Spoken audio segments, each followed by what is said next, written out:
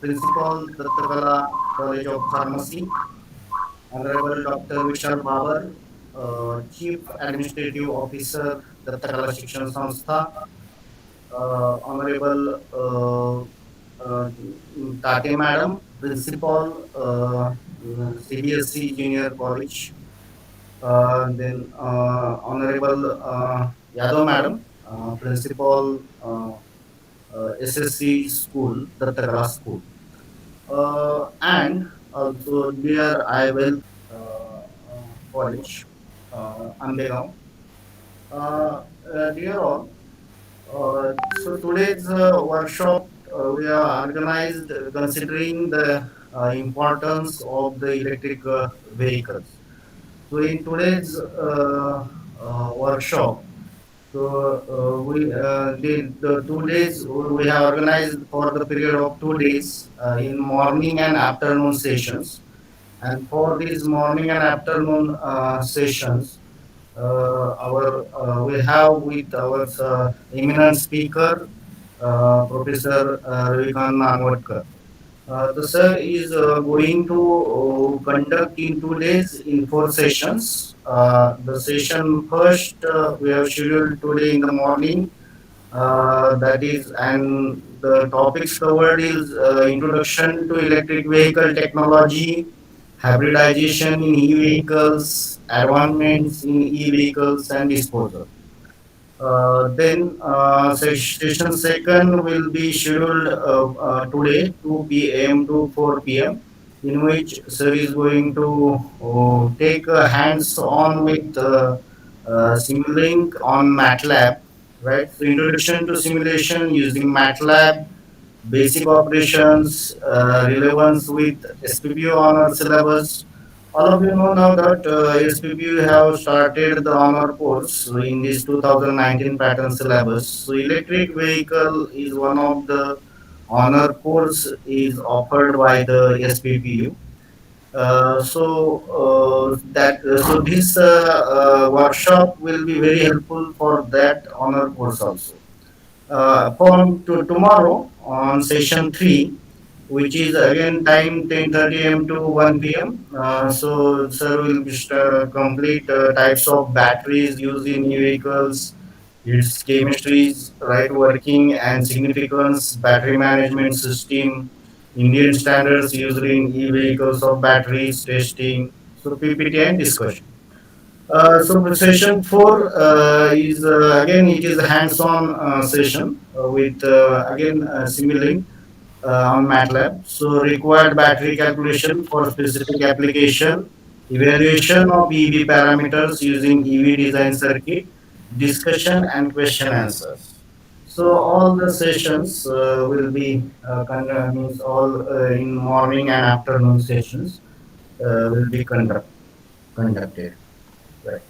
So regarding this, I would like to again welcome our president, Joel sir, and I will request Joel sir to just say few words on this inauguration function of the workshop. Sir, Yes, yes, yes. good morning to all of you. Good morning, sir. आजच्या कार्यक्रमाचे प्रमुख वक्ते Ravikant Nanavatkar sir यांचे मी दत्तकला शिक्षण संस्थेतर्फे स्वागत करतो. तसेच आजच्या कार्यक्रमासाठी उपस्थित असलेले सर्व विभागाचे विभाग प्रमुख, प्राध्यापक वर्ग व सगळे विद्यार्थी.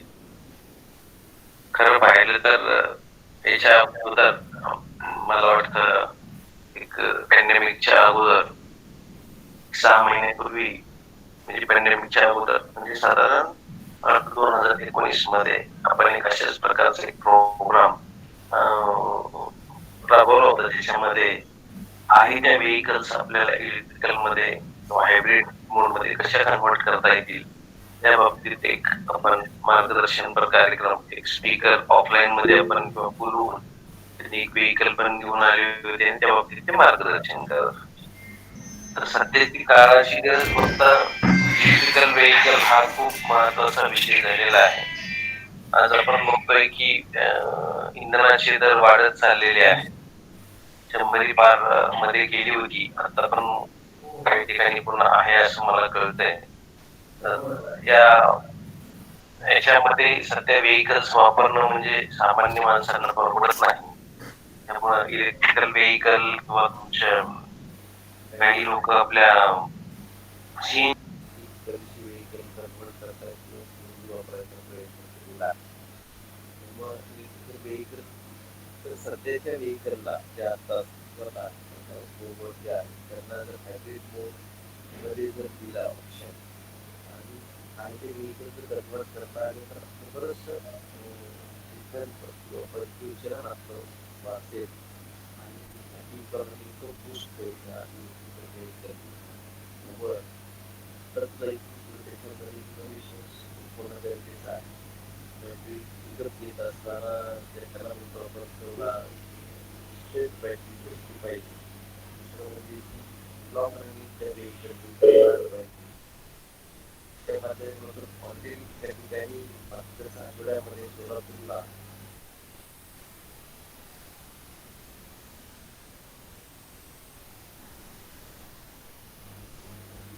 School buses speed limit double अशा इलेक्ट्रिकल व्हेइकल हायब्रिड त्यांची त्याला खर्च करायला त्याच्यामध्ये भरपूर इंधनाची बचत होईल.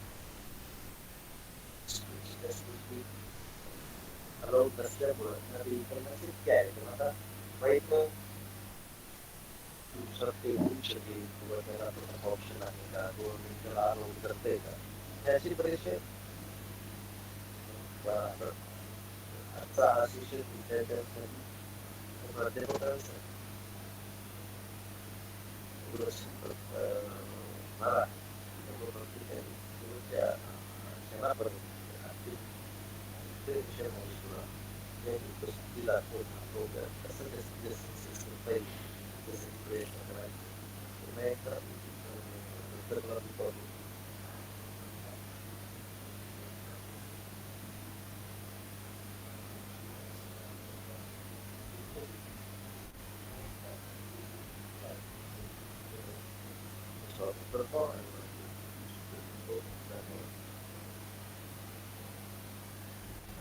Thank you, sir. Thank you very much for your guidance. Kakade sir Yes, sir. तुमचा दुसरा पण मोबाईल चालू असल्यामुळे ते इकोसिस्टीम टाईप आवाज येतोय. तुमचा दुसरा मोबाईल चालू असेल तर तो बंद करावा लागेल तुम्हाला.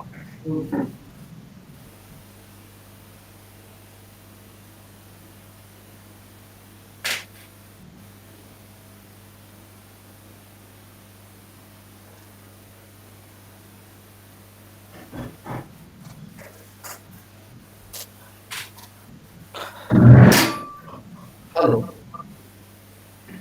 I think there will not be any one. Is it there? Yes, sir. Voice. Some echo is there, but still voice is very clear, clear to hear. Okay.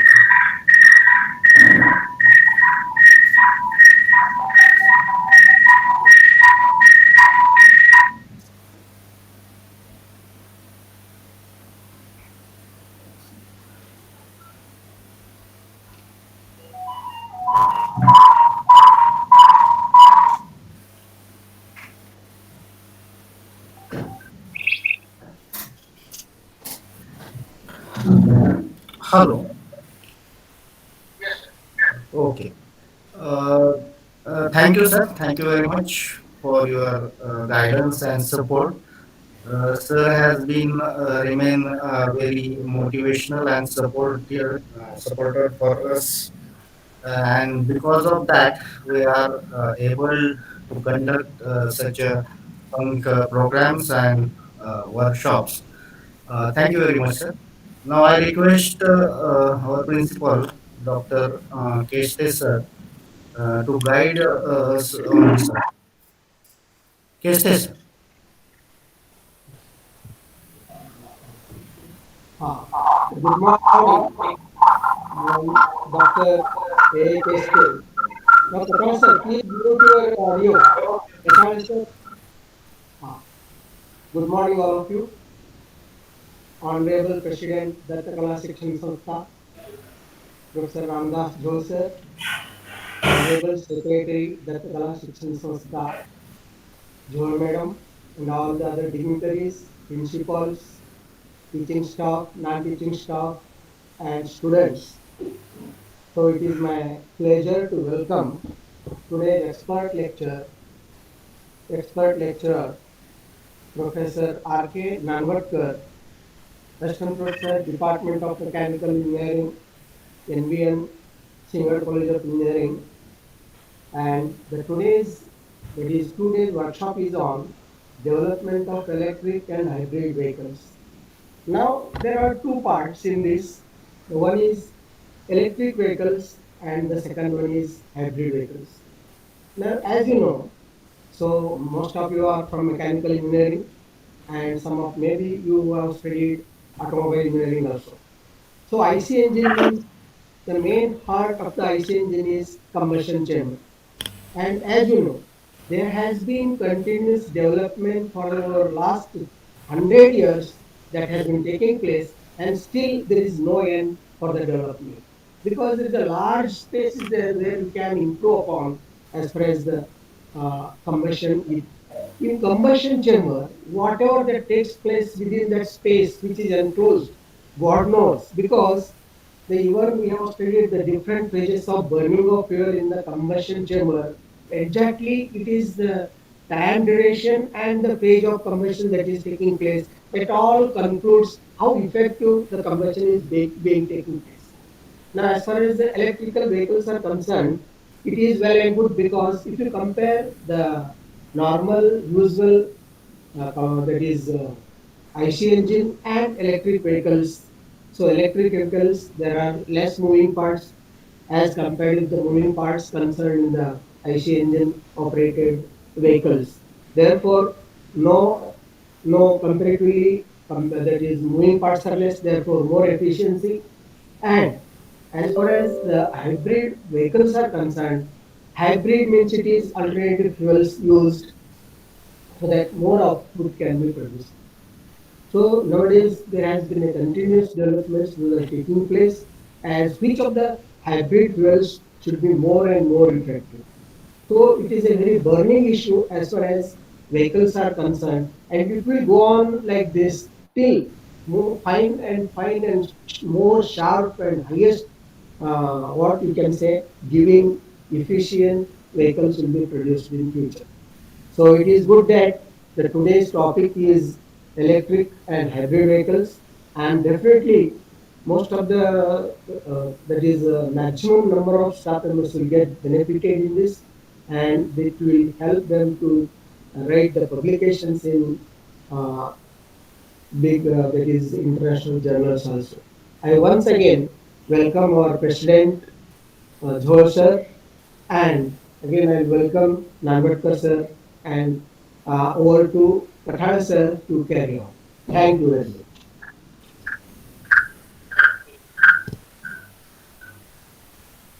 Thank you, sir.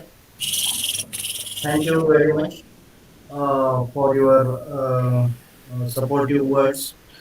Uh, uh, for today's now I welcome again all of you, and our next session will start. But before starting the next session, let me put the vote of thanks of this inauguration functions.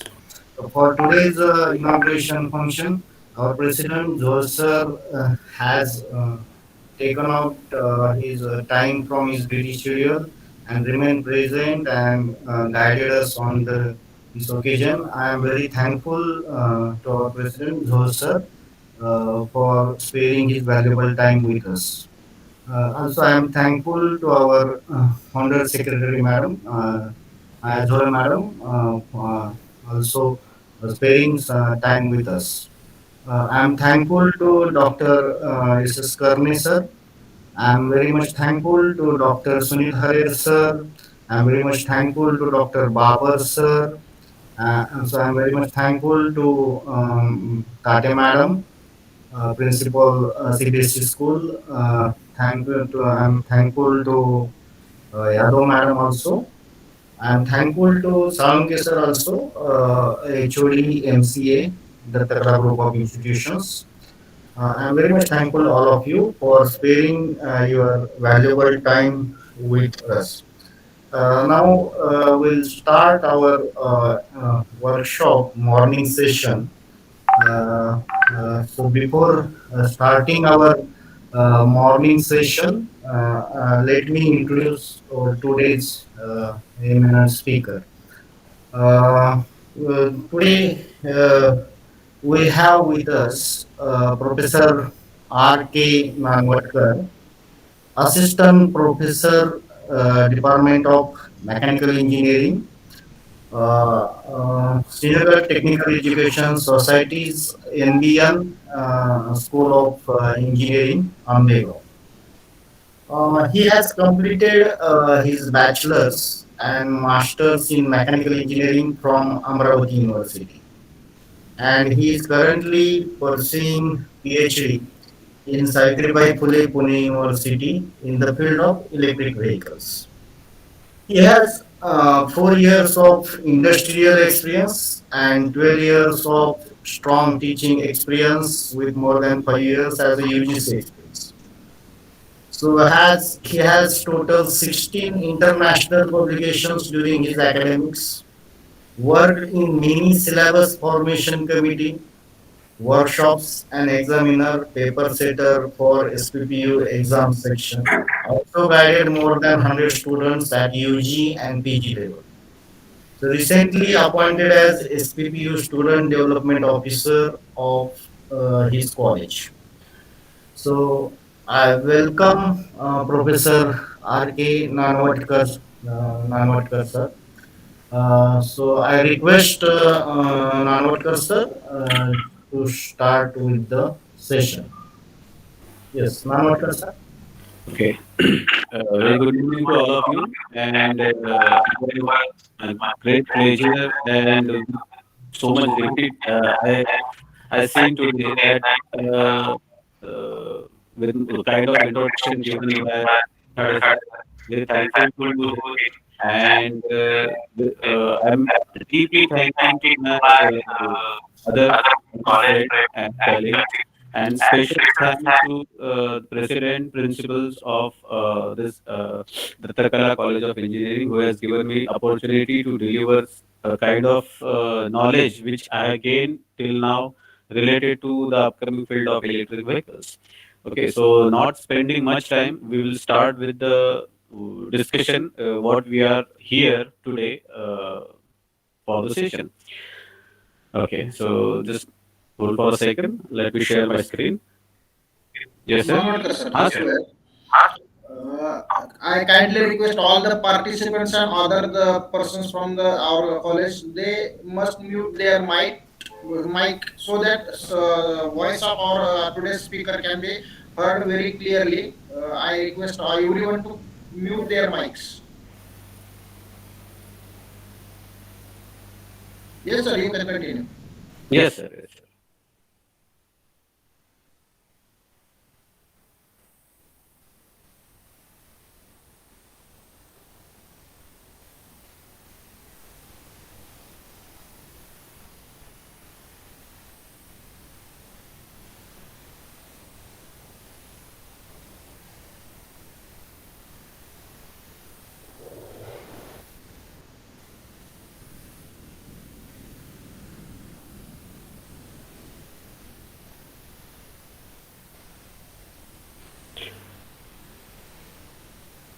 Okay, so my screen is visible to you, sir. Yes, sir, on the both the screen you are visible. Yeah. Okay. Thank you, sir. So with with permission to all my seniors and my friends and college concerned, I am starting here. my session related to development of electrical and hybrid vehicles. Electric vehicle or hybrid vehicle is not an right in current situation. Is it? It is not an unaware field of anyone. It means ki from students to the faculties or some industrial persons, everyone is aware about electrical vehicles because we can see there is a tremendous amount of rise in petroleum fuel and which is quite hectic for normal human beings as well as transportation sectors also. So definitely we need to go for some suitable types of alternative which can be helpful for reducing the dependency on petroleum fuel. There is a lots of environmental problem, lots as well as increase in prices, etc. We can choose a different source of energy or power, and that can electric will be a better solution because for generation of electricity we have tremendous amount of non-conventional energy sources which are available, and we are not using yes, we are definitely working on it like a solar energy, wind energy, but we are not using that kind of non-conventional energy sources which are being wasted, which are we are wasting since so many years. We can use that into our vehicles for either transportation sector or for daily life.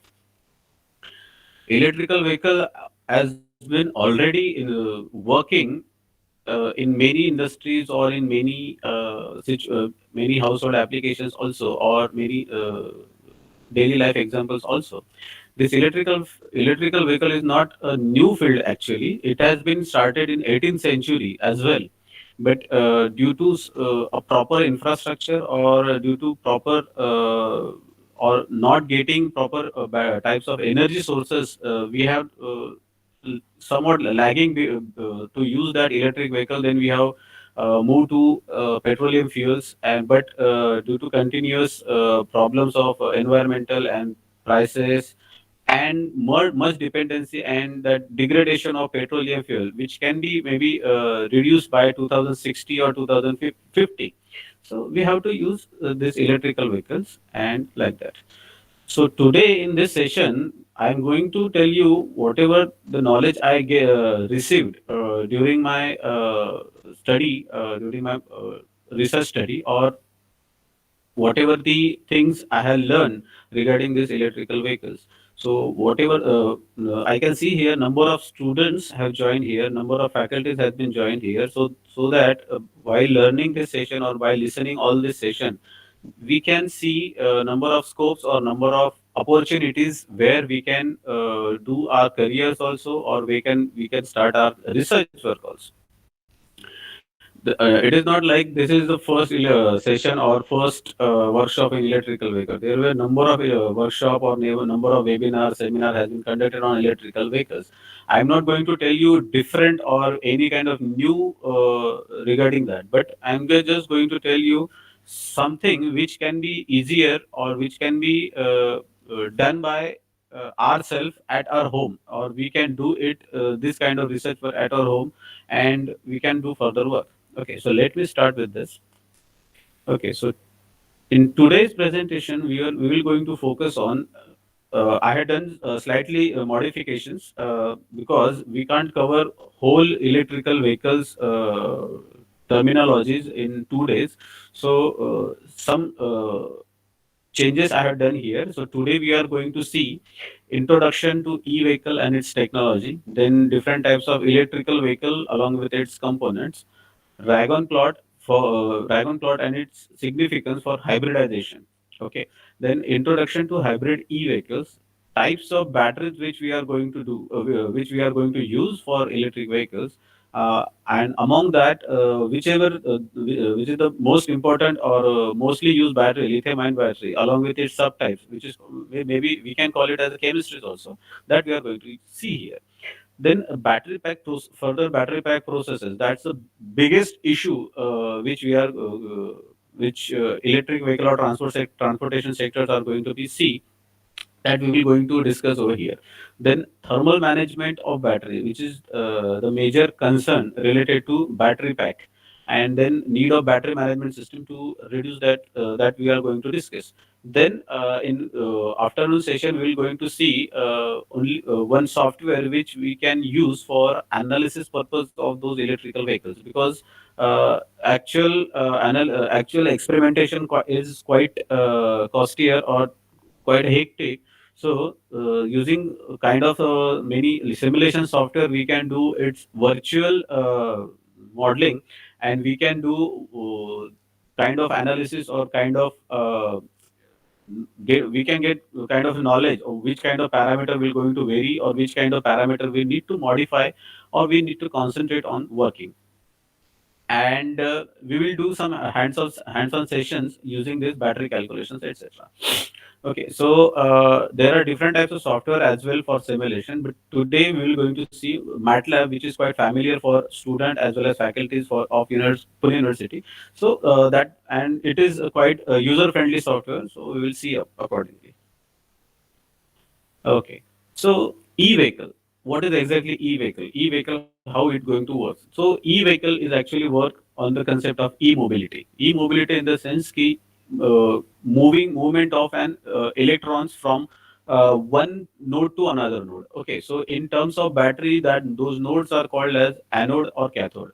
Okay. So in every battery, working principle is near about same. There will be transfer of electron from one anode to another cathode, and and accordingly that electricity will be generated, and that electricity will going to be that stored electricity will going to be further used for propelling the vehicles. Okay, so here what exactly differs with the IC engine? So in IC engine, electrical vehicles are run by electric motors which are powered by energy storage devices like batteries. Okay, and in comparison with the IC engine, in IC engine, the same will be electric motor will be replaced by that petrol tank, and battery will be replaced by that petroleum fuels.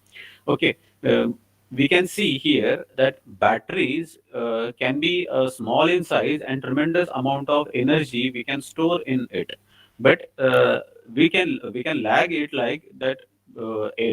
Energy stored in the battery is not that much sufficient, which will be required for further application. Whatever then that application, which can be anyone, like day-to-day life, two-wheeler applications or four-wheeler or heavier applications also as well. So if you have heard that about Tesla, so in that Tesla car, around 6 to 7 thousand battery cells are being connected to each other, and then battery. Hello, yes, huh. And then that battery then that battery pack will going to be installed in the vehicle, and then it is going to be used. So to get more amount of energy and more amount of power, we that space has been increased if we compare with the petrol tank or petrol fuels. So we have to work on that how those battery cell can be compacted, or how those battery cell can be more further energized to get more energy as well as power density, so that the vehicle size won't be increased, as well as uh, we can get a better solution compared to the conventional IC engine vehicles. Okay, so these are some main components to differentiate between electric vehicle and IC engine based vehicle. So in electric vehicle, we can see energy conversion electric motor. Electric motor is there, and this electric motor can be AC, can be DC, can be and in that DC motor there are again some further categorization has been given, like BLDC motor is there, which is slightly in a less small, or what we can say lighter in weight and small in size. Then PMMC motor is also there. So we can use number of motors. So some vehicles are being used AC motor as well. Some vehicles are being used DC motor as well. Both have their significance at their level. Then power electronic AC-DC converter. AC-DC converters are used to convert that whatever electrical energy we have gained from that battery to move further components of the vehicle.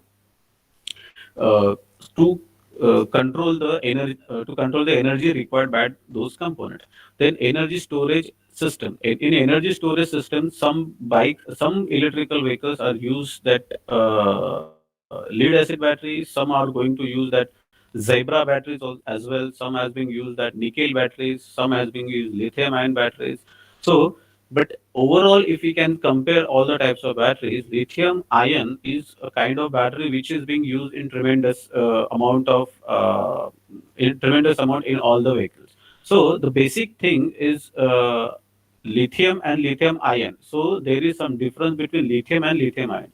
When we are saying lithium battery, it means it is a non-rechargeable batteries. Okay, once we will use, it can't be reused further after completion of its cycles. So there is a problem of degradation can be rises. So that's why we have gone for lithium ion. So lithium ion can be recharged many times as compared to their battery life cycles.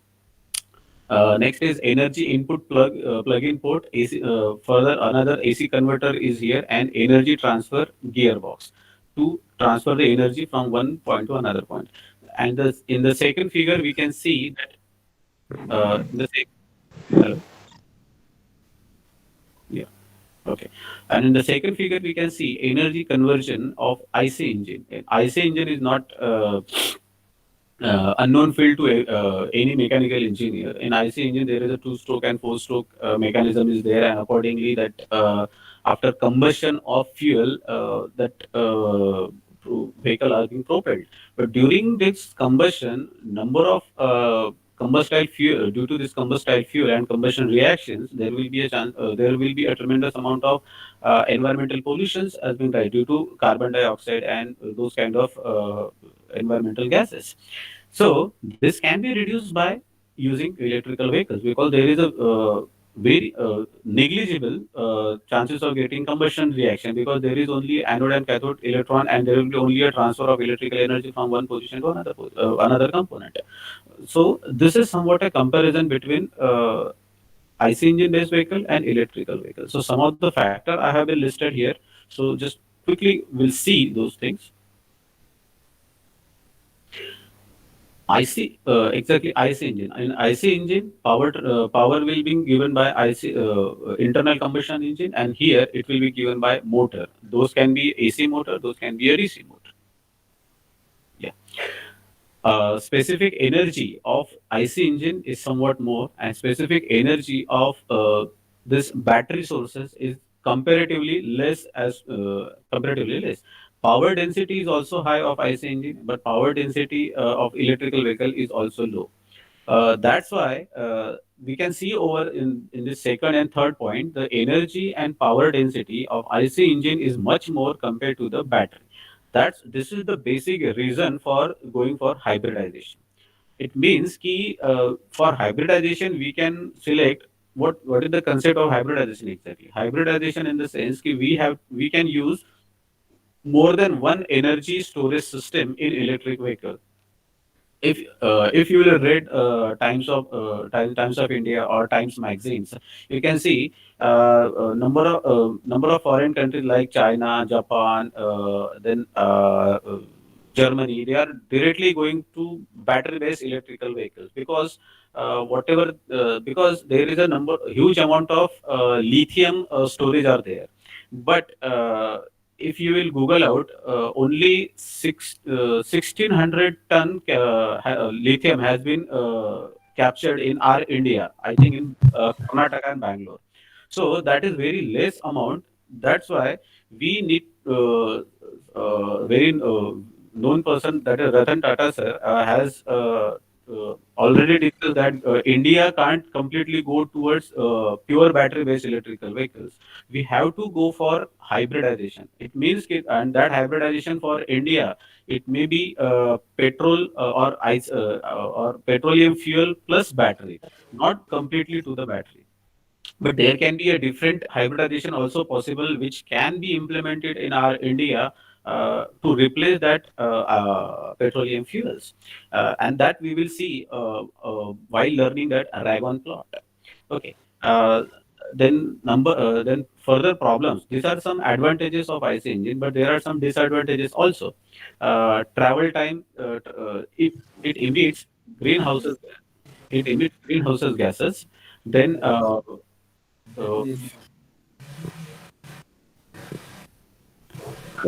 taking energy not recovered. Need,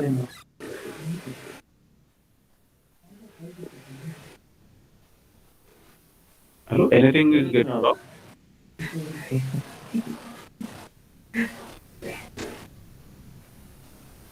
Hello, someone voice is there. Am I getting wrong? Anything? Hello, Katade sir. Okay, thank you. Okay, so there are some disadvantages as well and some are the advantages as well. So the basic advantage of using electrical vehicles are there is no combustion. That's why there will be a very less pollution. We can restore the amount of energy as well. We can use the braking energy for propelling the vehicle through regenerative braking. Operations are very quiet, or there is a very noisy operation are very less, so there will be a smoother traveling we can achieve. And these here in IC engine vehicles, we are dependent on only one source, that is the petroleum fuel. But for electrical vehicles, we can charge those types of we are using those types of batteries, and these batteries can be charged by a number of non-conventional energy sources like solar energy or wind energy or any kind of non-conventional energy sources. That can be the basic applications or basic significance of using electrical vehicles.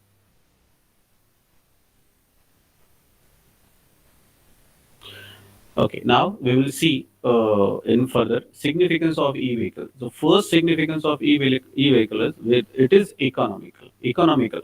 There are many person. There is a many discussion on this, or how it can be economical. Economical in the sense that someone will say that increase in battery or increasing that lithium-ion battery, that cost is going to be increased, and which will going to be impact on economy, that economy of the vehicle.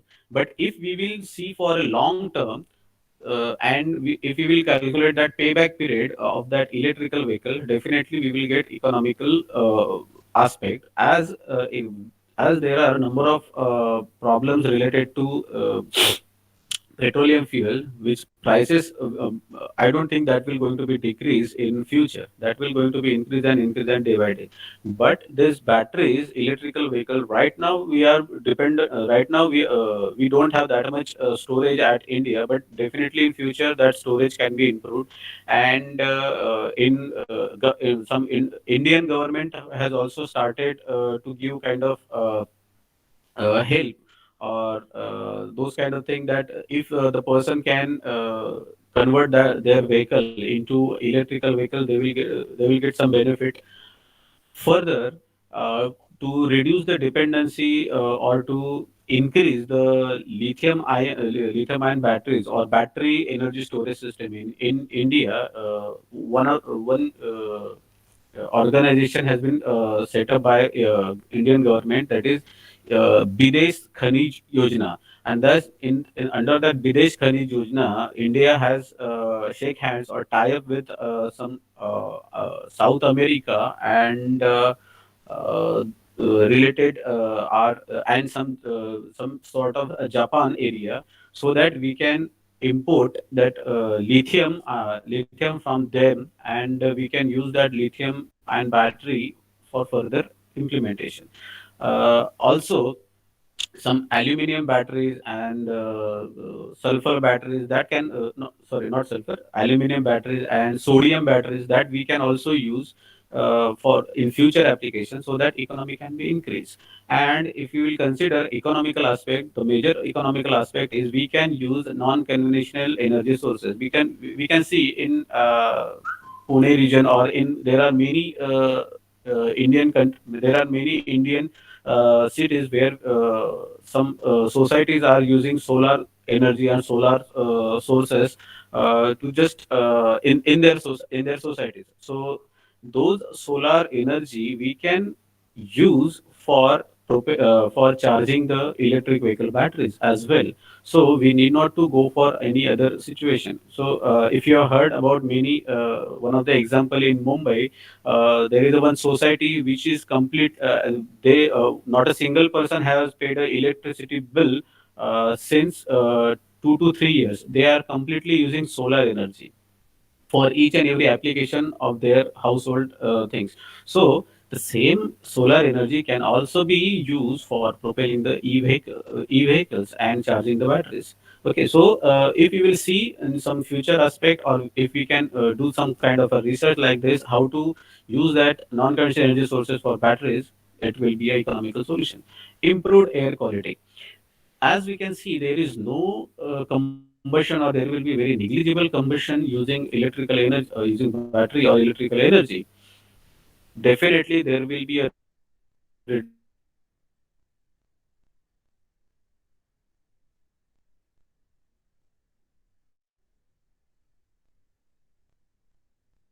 Hello, sir. Is there any issue?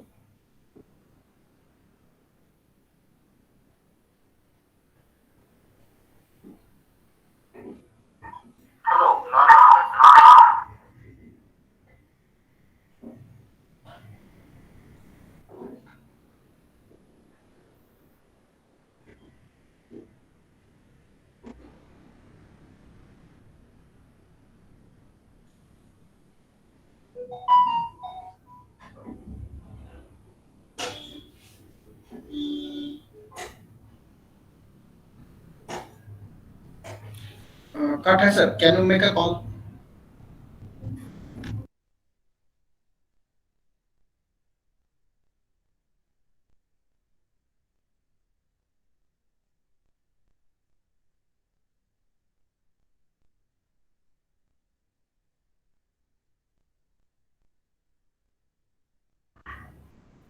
I kindly request all the peoples to wait for few minutes. Some technical issues there regarding voice of the sir. So we'll be back in 1 or 2 minutes.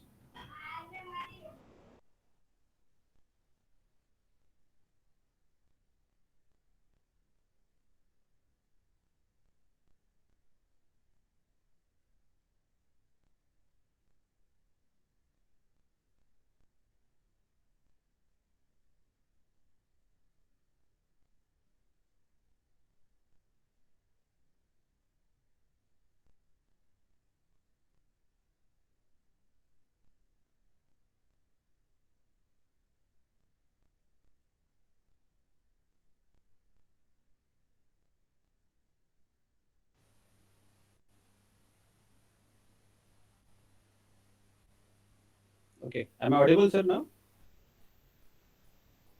Yes. So थोड़ा break होता है voice sir. Okay okay okay sir, थोडं इकडे नेटचा problem चालू झाला होता.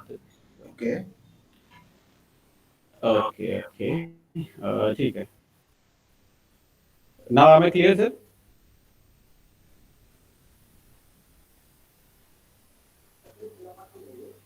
तर आवाज येतोय माझा? Yes sir. Both browsers मध्ये voice clear आहे.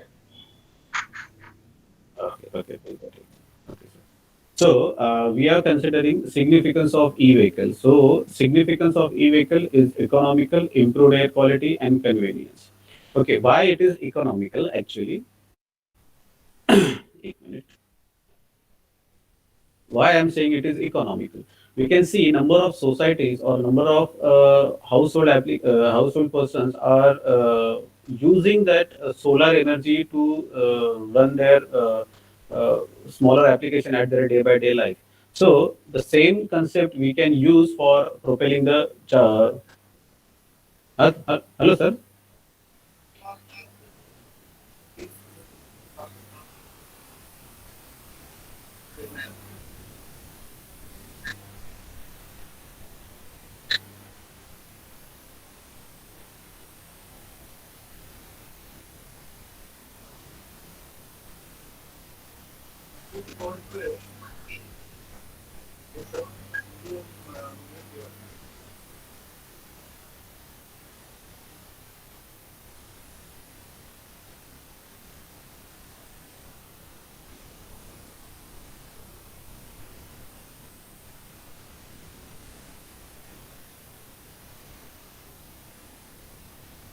Sir, is it visible now?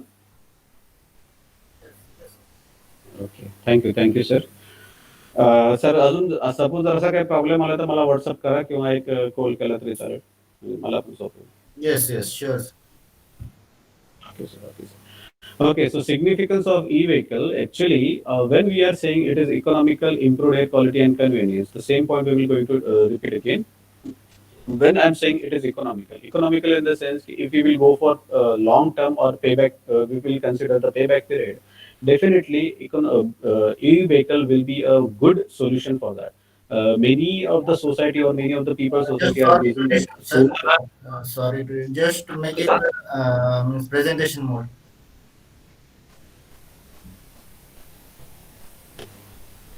Yep. Okay. Okay. Hmm. Is it okay, sir? Now? Yes, sir. Yes, sir. Okay. Okay. Economical. If you will consider a future, payback period will be less for battery energy sources, as well as when we are considering that solar energy is being used by a number of people society. So that solar energy can be further used for propelling the electrical vehicle as well. And convenience is the better thing. Convenience is the next thing. When we are saying convenience in the sense ki we can carry out that charge battery with ourselves like a tire stepney, and we can while longer traveling, if we are thinking that there may be no charging station at in the future, but the same thing cannot be possible for petroleum fuel, because we can't carry that petrol with in bottles or in the pouches for further for a long travel, because uh, uh, there is a chances of getting explosion and etc. Okay, so convenience is the best thing related to e-vehicle. Air quality improved because of no combustion of fuel. Okay. Next is there are some myths of using electrical vehicles. So transport sector, those myths are transport sector is not a major contributor to emissions. This is the first myth. Because transport, if you will if you will do the survey, transport sector is used around 20% of energy of whole. If you will consider the whole, then there is a tremendous amount of pollution is created from transport sectors as well, considering with the local. Local vehicles. So we have to focus on transport sector to get a better solution for them to replace that dependency on IC engine with battery. EV takes too long to charge. No, actually, EV there are. We are now at initial stage of using electrical batteries or e-vehicles or using e-vehicles. But if there are number of chances, there are using IoT or there or kind of a concept, we can reduce that time to getting charged. We can do some kind of charging system, or we can do further mechanism to do fast charging as well. So that charging time can be reduced. EVs are costly. No, if we go for a, longer period and considering a payback period, EVs are not costly. EVs will be with a less price compared to the petroleum fuels. EVs have a low range. No, if we can see one of the news in past month has been published that one of one of the country has started their train with the electric batteries. Okay, so if we are using if there those countries has used that electrical batteries in the train, and electrical train has now been established, so in the future there may be a chances that we can get a more range using that electrical bikes than electrical bikes, electrical vehicles also. EVs are not safe. No, this is the next myth which is being related to electrical vehicles. It is not safe. There can be a chances of getting explosion. No, if you will put some kind of a controlling mechanism, better controlling mechanism, and proper battery management system to reduce that overcharging and thermal runaway, definitely that safer operation can be improved. Okay, so there are again myths that it is having low speed. No, we can if we can go for if we will go with the hybridization, that whenever we will need more energy density, we will go for battery, and whenever we will need more power density for speeding up the vehicle, we can go for a different hybridization source which will have a more power density. Okay, EV battery need to be replaced frequently. No, if we can use different types of battery cells or better combination according to the series or parallel, that battery capacity can be increased according to the application. As if you will connect it in series, it will increase the voltage. If you will connect it in parallel, it will increase the capacity. So accordingly, we can replace the battery. There are not enough EV charging station, and we are right now we are at an initial stage definitely, and government is also helping us to go for electric vehicles. That's why definitely in future, maybe within 3 or 4 years, EV charging station will going to be increased. So I strongly suggest that don't go for this all kind of myths and go for electrical vehicles. Now, types of electrical vehicle and its components. So there are basically three types of electrical vehicles. Here I have shown actually four, uh, but there are basically three types. That first one is a pure electric vehicle. Second is hybrid electric vehicle. In that hybrid electrical vehicle, then again it has been categorized into plug-in hybrid electric vehicle and only hybrid electrical vehicle. Okay, so pure electrical vehicle can be called as a battery electric vehicle also, because these vehicles will run only through batteries.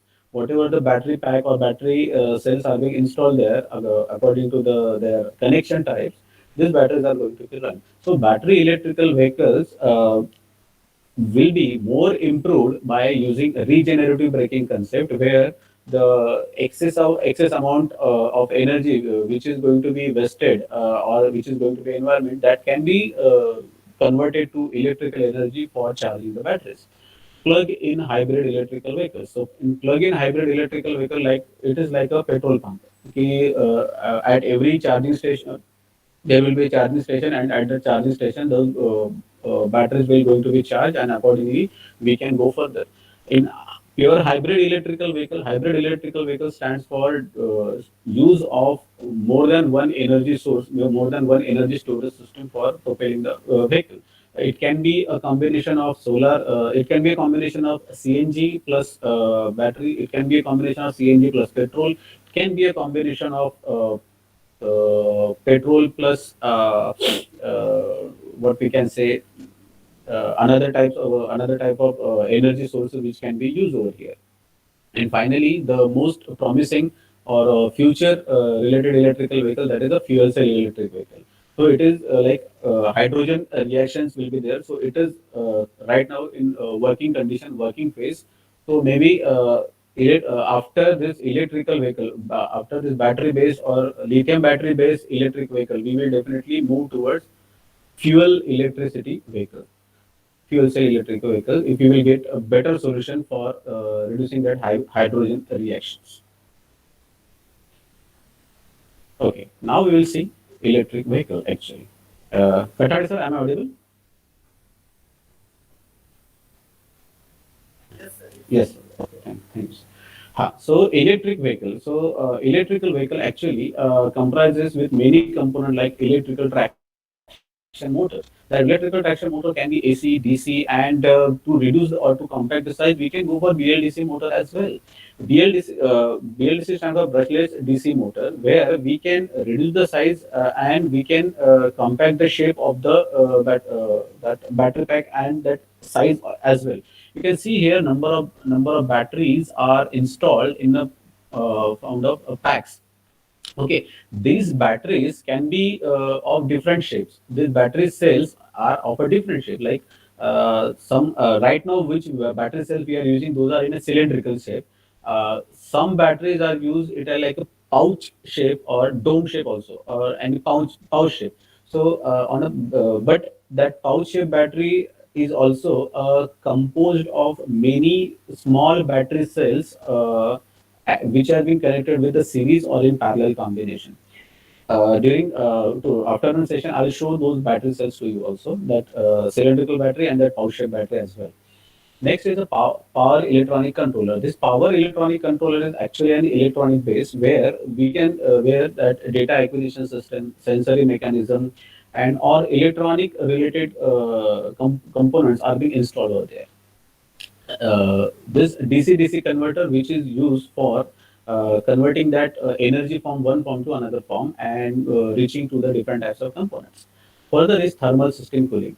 Here, thermal system cooling, that is a major, what we can say, issue related to the electrical vehicle of a thermal runaway. Thermal runaway is basically the concept of getting while doing overcharging, that battery will going to be hit, or there will be a chances of getting higher temperature in a longer run. Okay, so for that we are going for thermal system cooling. So for in that thermal system cooling, we can go for different types of cooling using fins. So those fins can be made with the copper, aluminum, nickel, or different types of metals to compare for getting a better thermal system cooling solution. And that thermal system solution can be further modified with air cooling, then liquid cooling as well, then PCM phase change material cooling as well. Okay, so there are different types of cooling can be implemented in this situation. Next is this is auxiliary battery. Auxiliary battery, as I told you earlier, like it is like a stepney, that another extra battery we can use for either charging or for a longer run traveling purpose. This is a charger for charging the plug-in electrical vehicles. This is this is onboard charger. This is charging port for charging the electrical vehicle, and this is a battery pack. So how this battery pack will going to be done according to the application, that I will going to discuss in next PPT. The same is plug-in hybrid electrical vehicle. Only difference here is that it is a hybrid electrical vehicle.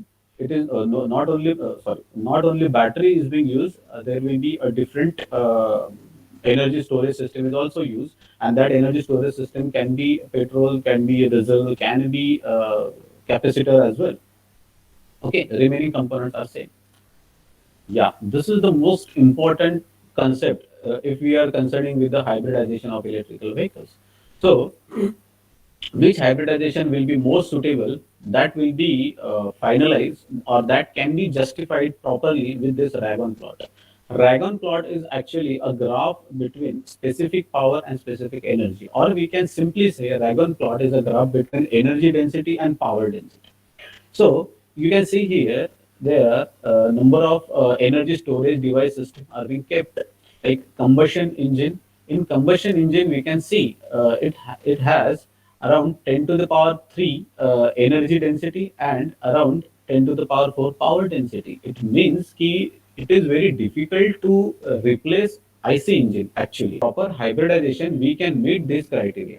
Okay, number of lead, we can see the combination of lead acid battery and this petrol, so that we can, whenever there will be a, what we can say, more dependency on IC engine, we can go for lead acid battery. But lead acid battery is having less, what we can say, a power density, and as well as it having a more size, and its charging cycles are also very less. Then we have to go for nickel cadmium battery. So how to read an flywheel, ultra capacitor, etc., and fuel cell. So how to read this actually? So on this x-axis, or currently it is an power, specific power is being given 10 to the power 1, 10 to the power 2. And here in this, there will be a specific energy is being given in watt hour per kg. Here watt per kg power is given. Here energy is given watt per kg. And this along x-axis at the top, there is a discharge time. Discharge time here, and this is also a discharge time. Okay, so we can see here the best suitable solution to replace this combustion fuel or petroleum engine, it will be a fuel cell and capacitor. Okay, but Fuel cell is also under working process, or it is under a research process. So there and that combustion of not sorry combustion, that chemical reaction of hydrogen controlling, that is a major issue.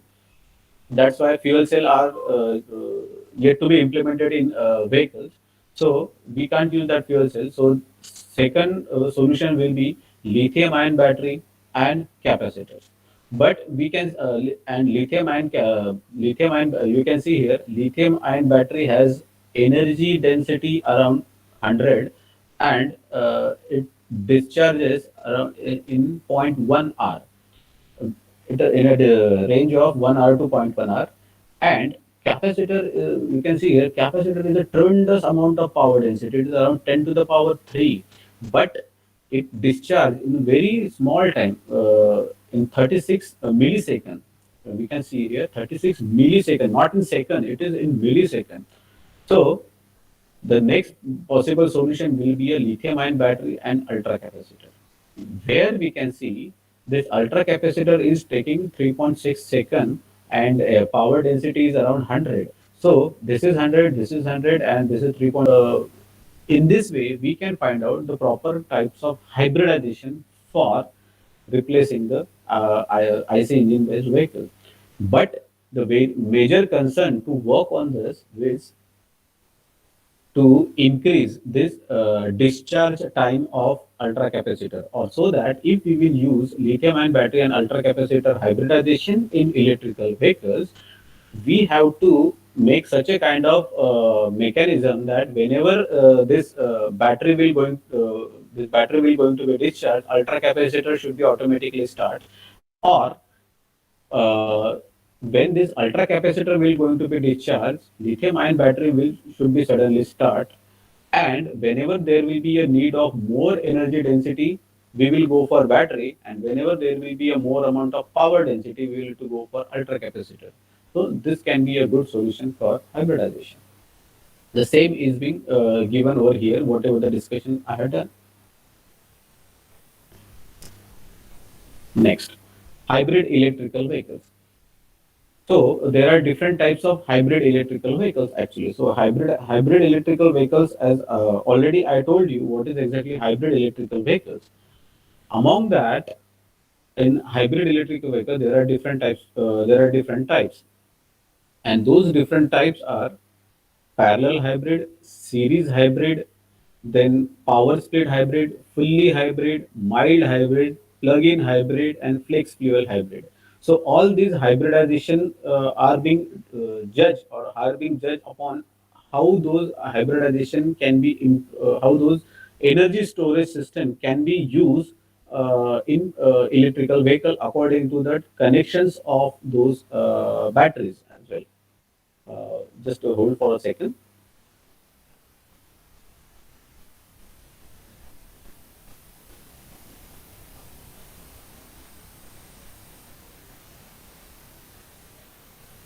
Yeah.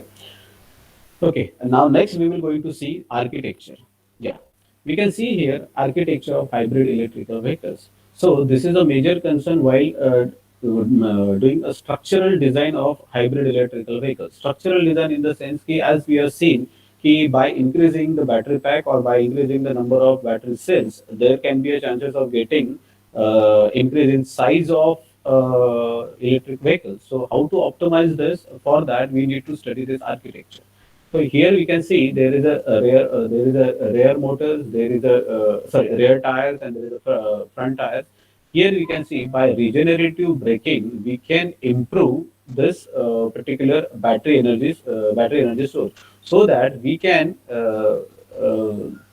optimize the size of that particular electric vehicle by replacing that auxiliary battery source, or by compacting the size as well.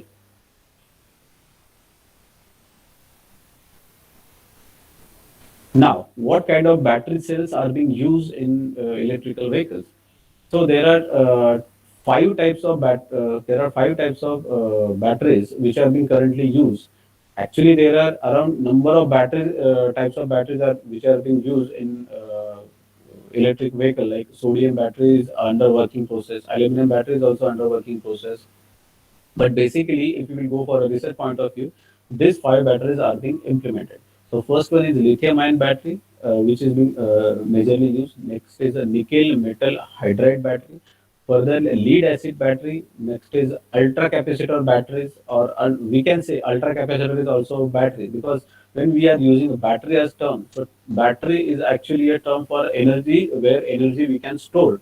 In ultra capacitor also we can store the energy. If you will compare about battery and capacitor, so battery will have more amount of energy density, but less amount of power density, whereas ultra capacitor will have more amount of power density but less amount of energy density. That's why during hybridization I told you that hybridization of battery and ultra capacitor or capacitor will be a good option.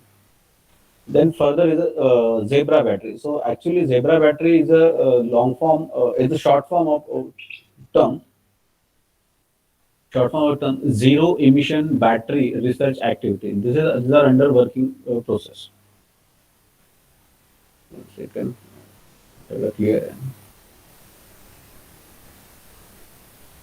Yes, it is clear.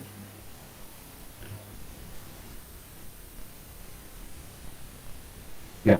So we can see over here kind of comparison between different types of parameters of a battery. So we can see overall, you can see lithium-ion battery mass energy density is around 100 to 180 watt hour per kg, which is a quite huge amount, and self discharge rate is good, and and we need to charge that battery into 1 to 5% per month. Next is volume energy density. Volume energy density is 200 to 300 watt hour per liter. So this we can reduce up to some extent. Power density is also somewhat good, 1000 to 5000. Charge discharge efficiency is also better one, 95 to 99%. Okay, and mass energy density is the same, like okay, it is repeated again. Next is hybrid nickel metal hydride battery. In this, mass energy density is 40 to 120, which is quite less than lithium ion battery. Volume energy density is also less. Power density is also less, and efficiency is 65 to 80% compared to the lithium ion battery. Lead acid battery is the what we can say most inefficient battery which we can come say, but it is actually a good solution for electrical vehicle. But compared to the other types of battery which are being available right now, so mass lead acid battery is quite inefficient solution because of this things. Mass energy density of lead acid battery is 30 to 40 watt hour per kg. Volume energy density is 60 to 75 watt hour per liter. Power density is 180 only, and efficiency is 70 to 92%. If we will go for comparative analysis of whole, we can see here all terms have been ticked for lithium-ion battery, because lithium-ion battery is easy to access, energy efficient, or because it is having a good energy density as well as power density. Temperature performance is good because thermal, very rare chances of getting thermal runaway. Weight is also reduced due to compact size in battery cell, and life cycle is tremendous. We can see here life cycle of that lithium ion battery. It is around, it is more than 1 lakh. Okay, if you will go for lithium ion ultra capacitor combination. This EDLC is also it is only capacitor. This is lithium ion and ultra capacitor is a hybrid combination. Lead acid battery, nickel metal hydroxide battery, and zinc bromide battery. These are the few comparative table which I have seen here. So here also we can see, yeah, here also we can see nickel metal is having very much drawback. Lead acid is also having a drawback, and using ultra capacitor only, that is also has some drawback. So lithium ion is good. If we want to use a ultra capacitor, we have to make a hybridization of both things. Next is this is a proper comparative table for this all types of batteries. So here we can see whatever the I have shown on that Ragon plot. And using that Ragon plot, if we will see, lithium ion is having the best, or I will say the good solution for each and everything. See, lead acid, all those terminology we have discussed in earlier PPT, earlier slide. So lithium ion is the best solution, which is known to everyone actually. Yeah. Now we will see subtypes of lithium ion battery and its chemistry. Okay. Actually, lithium ion is composed of this kind of battery cells. That is separator, anode, cathode, and container, and cathode. So there is a simple the same reaction like from cathode to anode and anode to cathode. Lithium will going to be transferred from cathode to anode, and then anode will generate electricity and will going to be further used for propelling the electrical vehicles. So among that, subtypes of lithium ion battery. So lithium iron phosphate, that the first one, which is tremendously used in many electrical vehicles. Lithium nickel cobalt aluminum oxide battery, manganese cobalt oxide battery, lithium titanate battery, manganese oxide and cobalt oxide battery. So there are different types of chemistries as well like this. Yeah. Now, according to those chemistries, how it is going to be significant for this our electrical vehicle that we are going to discuss over here. So, lithium-ion battery. So, lithium cobalt oxide is having what we can say low specific power but high specific energy. Safety is very low because of that explosion issue and higher environmental working temperature. Lifespan is also low, and cost is, yes, cost is low. So that's why many currently, or what we can say, industrial application, they are using this cobalt oxide battery. But for higher run, or where we will need more power density, for that cases it will be not a good solution. So the best possible, and we will see lithium manganese oxide. In lithium manganese oxide is also medium specific power, medium specific energy. Safety is also less. Lifespan is also somewhat intermediate. So lithium, nickel, manganese, cobalt oxide, that can be a good solution for electrical vehicles. Next is lithium iron phosphate. Lithium iron phosphate is having high specific power, but specific energy will be less.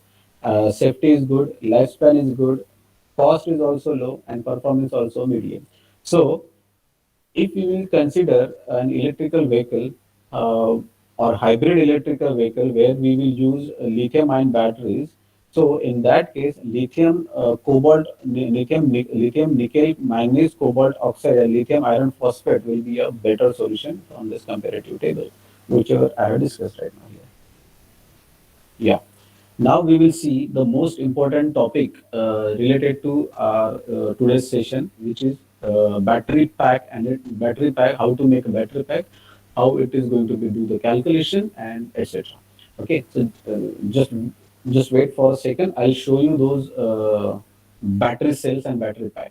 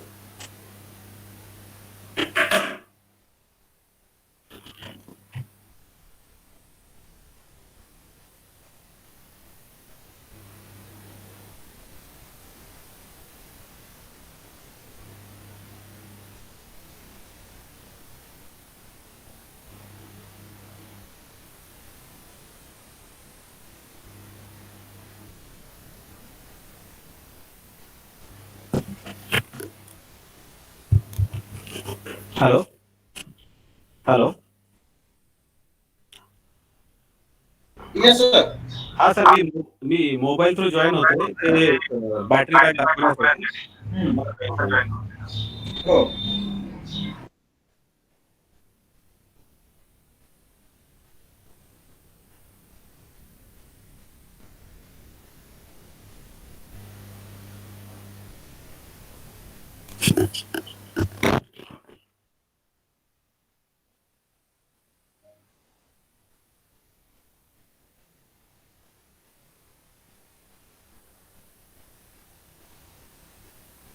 Okay. So here I can show you some types of battery cells. See, this is a lithium-ion battery cell which is being made up by XTT company. Is it visible?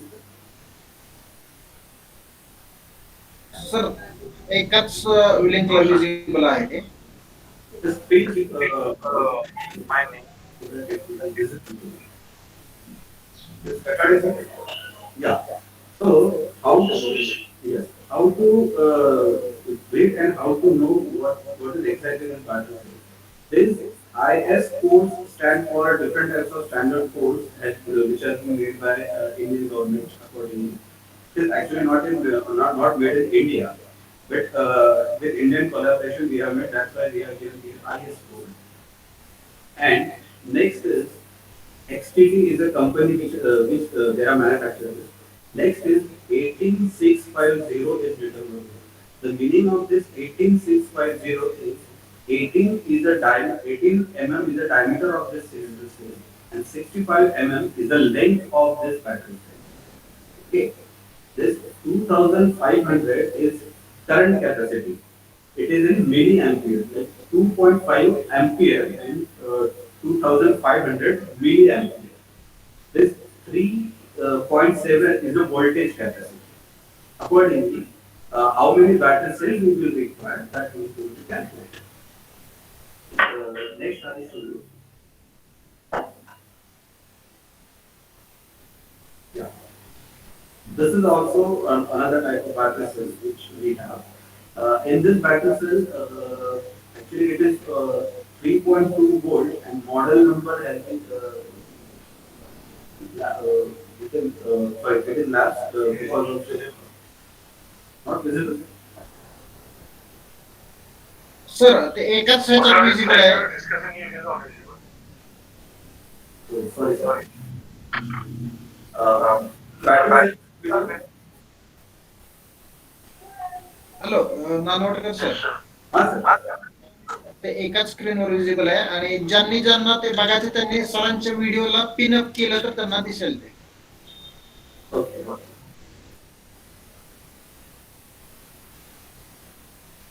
Okay. A battery cell. And as I told you earlier about the pouch cell of battery, this is this. You can see here, tremendous amount of working and research work is going on actually on this type of battery cell. This is actually what we can say, it is a battery pack. It is not a battery cell because this is a nickel plate and under this nickel plate there are some smaller battery cells are being composed in series and parallel combination like that. These are the nodes for connection for the connection. This is pouch cell, lithium and how those batteries are connected with each other. That battery pack I will show you.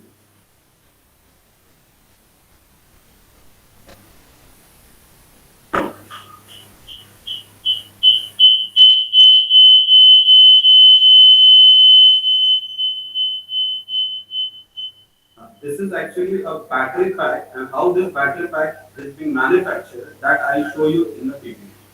Okay, so there are around 20 battery cells has been composed here and only two nodes has been taken out for connecting it to the further connection. Okay.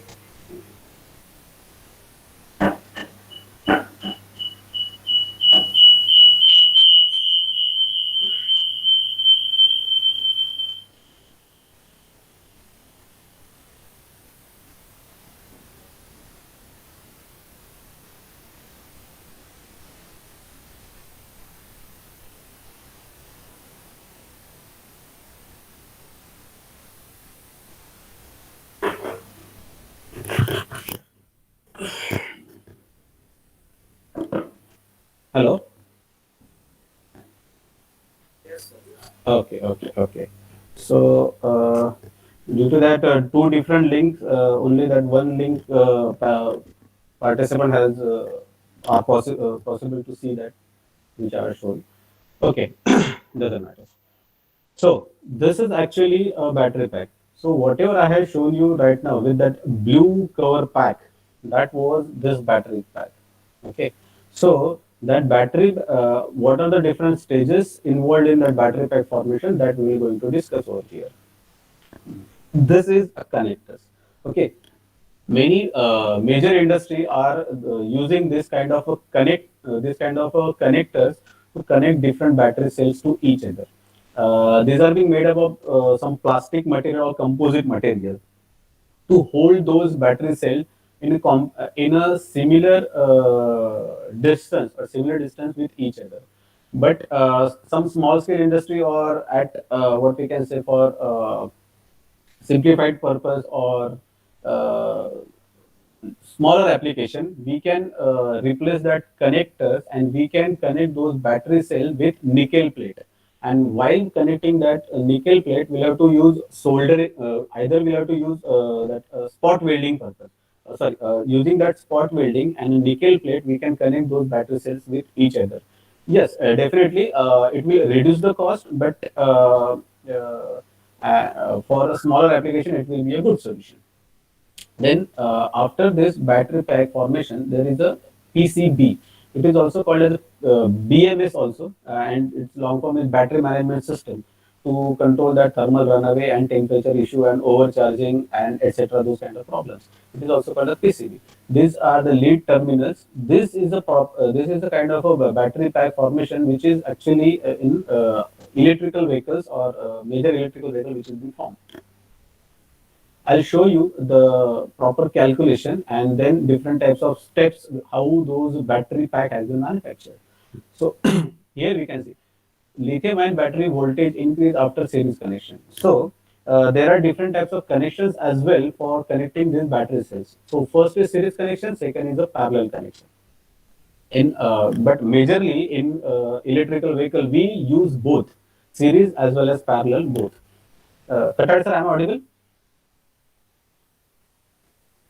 Okay okay okay थोडं महत्वाचं होतं म्हणून सांगितलं हां series as well as parallel आपण दोन we are using both connection so to get advantage of both the connections. So here what happens in series connection, only voltage will going to increase, and in case we need to increase only capacity, in that case we need to connect those batteries in parallel. Okay, when we are connecting in series, when we that time we are connecting negative positive terminal with each other or opposite terminals with each other, and during parallel connection we connecting those same terminals to each other. For battery calculation, we are whatever the battery calculation showing here. So I have taken only a simple few examples according to the wattage capacity and according to the battery specification. Let us say if someone will tell you for 48 volt and 20 ampere current capacity, 48 volt voltage capacity and 20 ampere current capacity, I want how many different types of cell, lithium-ion battery cells. So for that, if we are assuming 18650 battery cell, which I have shown you right now, 18650, that 18 stand for 18 mm is the diameter, 65 mm is the length, 3.7 volt, and here in the example I have given as a 2000 milliampere, but it can whatever the battery cell which I had, it was 2500 milliampere. Okay, so with this connection, if you cell quantity for series connection, because in series connection we need voltage, that's why voltage we have taken. The battery voltage, it was 3.7 volt, 48 volt divided by 3.7 volt, 3.7 volt single battery cell, and this is 48 volt which need to get. So 12.97 is the answer. So we need minimum 13 cell in series and cell quantities in parallel. So when we are connecting in parallel, we get more current or more current capacity. So that's why here we can see 20 ampere divided by 2 ampere, we have get 10 number of battery cells. So 10 cells in parallel. So multiplication of both 13 multiplied by 10. So we need 130 cells for getting 48 volt and 20 ampere capacity for some particular application. Okay, but if let us say this kind of specification is not given, here in this first example directly voltage and ampere capacity is given, but let us say in the second in some cases you are getting only energy capacity or energy requirement for that particular vehicle. So how to calculate accordingly number of battery cells? So for that we have to use this formula. This formula is from that DL Thereja book, and it's based on Thevenin theorem actually. Okay, so that is electrical part. We are not going to discuss here. Just part of knowledge I am going to tell you. According to that Thevenin theorem, here we are using that formula: time equal to efficiency multiplied by battery voltage, capacity, and total power required. So efficiency, it is assumption. It is on basis of our assumption. So as efficiency, I have told you about above in a tabular form that lithium-ion battery efficiency is around 95 to 99%. But whatever the battery cell which I have considered here, I have considered only 80% battery efficiency. Now, if you will go for Samsung, that will have around 97% efficiency. If you go for Panasonic, that is also a good option for 95% efficiency. Whatever the battery cell, it is of XTD company, it is very less. That's why I kept here 0.8 or 80% of efficiency. Next is the battery voltage. So battery voltage is there and battery capacity is there, and total power, required power, let us say it is 100 watt energy I want to generate. So and I want to run this particular vehicle for around 2 hours. So how many battery cells I will going to require? So that calculation I will going to show you here. 1 second.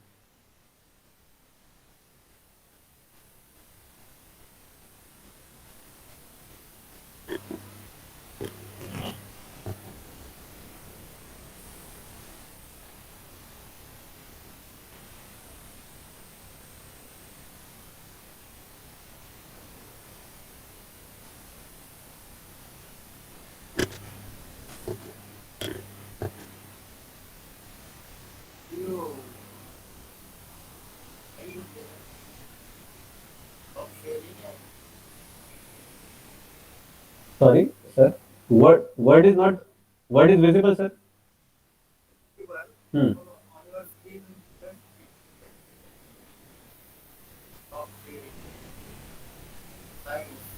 हाईटचा bar sir, शेअरिंगचा bar जो दिसतोय तो height करा तुमचा. नाही कळलं नाही sir मला काय करायचं एक्झॅक्टली. आणि हाईट ऑप्शन दिलेला बघा व्हाईट आणि ब्लू मध्ये. व्हाईट आणि वरती वरती वरती. हां स्टॉप शेअरिंग. हा तो हाईट वर क्लिक करा त्या height were. Okay.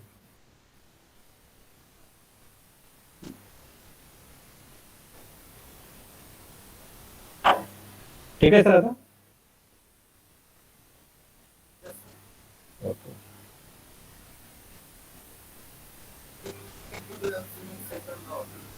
Okay, okay, okay. We'll do it, sir.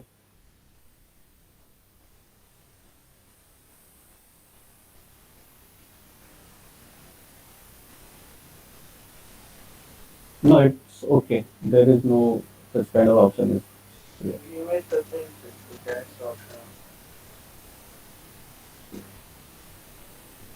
okay. Huh. Let us say this is the formula, and here we will discuss over here. And that formula is efficiency multiplied by capacity. So not capacity. Let us write voltage. Voltage, and it is multiplied by current, and that has been divided by energy requirement. Okay, so same formula we will use. Let us say I want minimum 2 hours. Okay, minimum 2 hours. I want to run that battery cell for minimum 2 hours. And here, if we will use the same,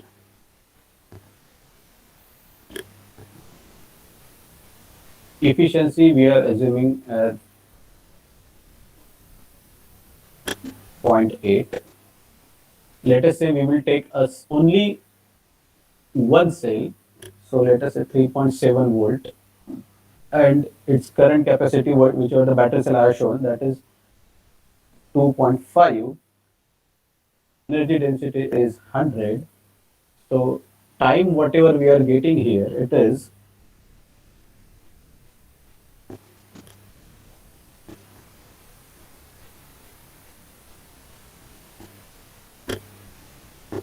0.074 hour. Okay, so we need to increase, because sorry, huh, I wanted this time as 2 hours. So for that, either I have to increase this or I have to increase this.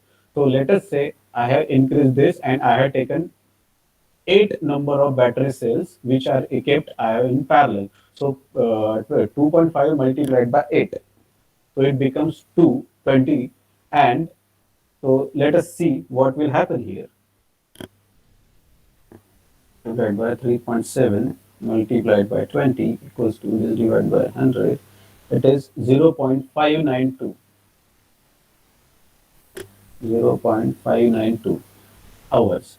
But in this case, only capacity has been increased, but I need to increase the voltage as well. So let us say if I will take around three different cells in series. So in when I will connect it in series, it voltage will going to increase. So not considering three, let us take a four. So 3.7 multiplied by 4, it is 14.8. Okay, so when I will do this, 0.8 multiplied by 14.8 multiplied by 20 equals to it around 2.36. 2.36 hours which I am getting. So in this way we can do the calculation ki how many battery cells we need and how many battery cells we have to connect in series and we have to in parallel. Why I have why this 2.36 hour I can get by this also. If I will keep this as a 3.7 and if I will take this as 40, it means ki if I will take 16 different battery cells in parallel, still answer will be same.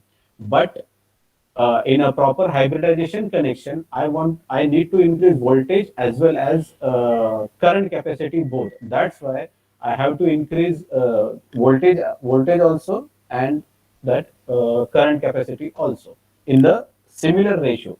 That will be the best suited combination for this battery pack calculation.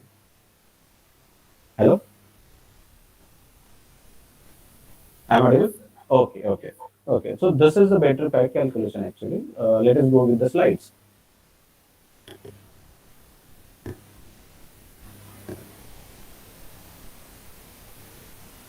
Yeah. So according to the same example, I have taken here that 11.1. It means I have connected only three battery cells in series and six battery cells in eight battery cells in parallel. And according to that, I have taken this example. Okay. Now, whatever the processes, what are the different processes which are being followed during battery pack assembly process or battery pack formation process? So, in the first process is cell capacity grading. Cell capacity grading is done in industry according to the type of cell. Type of cell in the sense that whenever we are doing, whenever we are making a battery pack, we need to choose a battery cell with the same capacity, same parameter, same manufacturer. Everything should be same. It should not happen ki if we are connecting we are connecting one battery cell of Panasonic, one battery cell of Samsung, one battery cell of XTT. It will create a battery pack, but it will create major thermal issues as well and major charging problems as well. Okay, so that's why to make a proper battery pack or the efficient battery pack, we have to select the same configuration of battery cell, same manufacturers and same configuration, same voltage capacity also and same current capacity also. Okay, to reduce that balancing issue. Actually, what is that balancing issue, that we will discuss again over here. Okay, so that is the concept of cell capacity grading. Cell capacity grading, it's a kind of group technology. If everyone has heard about that concept, group technology. he grouping the same characteristic battery cell into a same and then form a battery pack. Okay, that is the cell capacity grading. Next is voltage, internal impedance sorting and matching. So, to make sure about those battery cells, we have to check battery parameters of each and every battery cell. Like every battery cell should have same voltage, same current capacity to reduce that overcharging and balancing issue. So, for that, we need this kind of a data acquisition system to check each and every parameter. Next is a cell spot welding. So here I am showing that spot welding, but we can use that connector also. That connectors are showing like a, rectangular shape, which in which we'll have to just hold those battery cell with each other, and number of connectors we can use. But for small scale industry and for compact size, we can go for this type of thing that is called as a cell spot welding. So cell means battery cell actually, and spot welding. It's done by with a nickel plate. Okay, nickel use nickel very thin nickel plates are there. Using those thin nickel plate, we can connect two different terminals of battery cell with each other using a spot welding. Then welded PCB. Then welded PCB in the sense ki here we have to go for after connection of all battery cell using spot welding, we have to connect with a battery management system. Now, what exactly battery management system? Battery management system is a kind of a circuit, or what we can say, it a kind of a chip, or it is look like a kind of a motherboard, a green colored kind of a controller. It is kind of a controller. It will control all the overcharging issue, thermal runaway issue, and balancing issue for this battery pack. Further, we have to go. You can see over here, green color controller is being shown. That green color stands for that. Green color that step is stand for that BMS. Further, we have to go for battery insulation that can be given by some acrylic plate or some kind of thermocol plate for battery insulation purpose to reduce that temperature. Then battery pack aging. Battery pack aging in the sense ki, to control that mechanical problem or mechanical what we can say mechanical issues, or those are in the thermal this this is used for thermal issues, and this is for mechanical issues. Next is PVC shrink films. This particular blue color we can see over here, which is used for covering all those battery pack connections. Okay, for further protection to that battery pack. Finally, we have to check that battery pack is having getting a correct charging or discharging parameters. Like if we here you can see 11.1 voltage is being reflecting on the data acquisition system. Here it means ki there are three different battery cells are connected in a series, and remaining maybe in parallel. The temperature is not indicated right now here. And finally is a battery code has been finalized. And this I have shown you just before some time. Yeah. The point which I had discussed just before now, that was balancing. Now, what exactly balancing is? So, balancing is a concept. From the name, you can understand what is balancing. So, there are three major issues which, or major problem we can say, which are being faced by that battery pack or battery cell. And that those major issues are, first is overcharging, second is unbalancing, and third is temperature, or for which we can call it a thermal runaway. So this balance overcharging we can control ki, by specifying some time, or by using some IoT circuits, or by using some IoT methodology ki, after specific time that charging will going to stop, or like that we can use some microcontroller. But this balance for this balancing issue we'll have to focus much more. Okay, so in this case there is a two types, passive balancing and active balancing. Okay. Huh. So what exactly this passive balancing and active balancing? In passive balancing, we are using, let us say there are three different battery cells. Let us say battery A, battery B, and battery C. battery A is charged at 100%, battery B is charged at 90%, and battery C is charged at 80%. So there is a balancing issue while creating electricity through the battery pack. So how to and for efficient battery solution, we need all three battery cells with the same SOC. SOC stands for state of charge. Okay, so for that, either we in passive balancing, we are using different third or fourth or auxiliary battery cell to implement or to energize the bat or to balance the third battery, so that the other battery cell will give its 20% to C and 10% to B, so that all will be an 100%. Okay, so that will be a concept of passive balancing. In active balancing, what we are doing, if the same problem is there, that battery cell A is having 100%, B is having 90%, C is having 80%. In active balancing, that battery A will reduce its 10% to battery C, so that all will be at 90% SOC. That is only a difference. In passive balancing, we are using some auxiliary source, and in active balancing, we are using the same battery cell, and it reduce the its state of charge for further thing. You can see here that is passive balancing and active balancing. Yeah. Some precautions should be taken for series and parallel. Precautions while making the battery pack. Don't use batteries with different brand together. As I told you, do not use batteries with different voltages together. That will also affect the electric vehicle efficiency. Do not use different capacity or new or lithium batteries together. Here different capacity means different current capacity. Okay, batteries with different chemical material cannot be used together, such as nickel metal hydride and lithium-ion battery. This should be the proper precaution. It will going to increase the thermal runaway problem. Replace all battery when electricity is scarce. Whenever those battery cells are not being used or battery pack is not in use, just remove that battery pack. Many times we are hearing that issue that whenever that battery is not in working condition, not so just remove that battery and keep it at some other proper location. Use the lithium-ion PCM with the corresponding parameter. Lithium battery phase change material for corresponding parameter. Okay. Choose batteries with consistent performance. Generally, distributing of lithium parameter cell is required for series and parallel connection. So, both connections should be matched with each other. Series and parallel, that connection ratio will have to follow according to the hybridization ratio. Now, what is this hybridization ratio?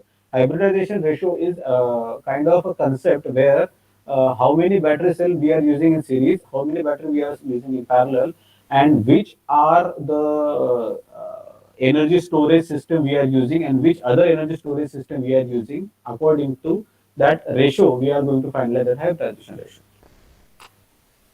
Now, several problems need to be paid attention in parallel charging in lithium. Lithium battery with and without PCM cannot be charged in parallel. Okay, so batteries without PCM can be easily damaged by overcharging. Okay, so the basic theme line is key we have to use phase change material here in battery while forming the battery pack. Battery charge in parallel usually need to remove the built-in PCM of the battery and use it unified battery PCM. Okay, that is the second thing. If there is a parallel charging battery, the charging voltage must be limited to 4.2 volt and 5 volt charger cannot be used. Okay, so many times you have seen that voltage graph in whatever the voltage graph, whatever the maybe any student or any faculty had done the work, maximum voltage during our working that was a 4.2 volt. So that has been specification given during this battery pack formation. After lithium-ion battery connected in parallel, there will be a charging protection chip for lithium-ion battery charging protection. This chip is a battery management system actually. Okay, so this battery management system we need to focus much more, and actually it is an electronic part, but still as a mechanical person we have to focus much more on this proper battery management system, so that we can reduce that overcharging and balancing issue as well as thermal issues. Yeah, this is a battery management system actually. In battery management system, we can you can see over here there are different types of battery cells are connected here. This is next is a cell balancing mechanism we'll have to implement. That mechanism can be implemented using some electronic circuit, either some controller, microcontroller, or through some what we can say IoT mechanism also. Okay. And what exactly this battery management system does? This it will finalize capability estimation. Capability estimation in the sense that the controlling of the current capacity, then state of charge, controlling of the SOC. Each and every battery cell should have the same SOC, state of health, SOH, and accordingly it will control the thermal management. Now, what exactly this battery management system will do? Battery management system monitor the state of charge of the battery represented by various items such as voltage, temperature, current, and coolant flow.